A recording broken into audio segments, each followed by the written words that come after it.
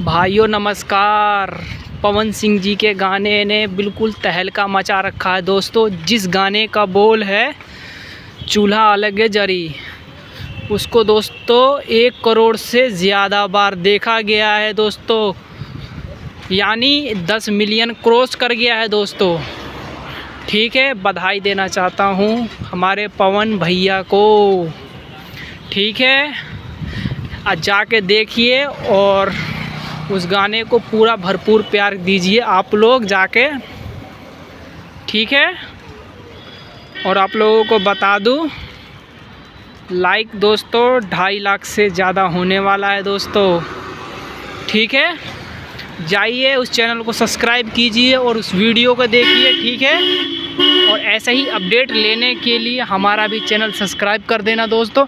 ठीक है, good bye दोस्तों।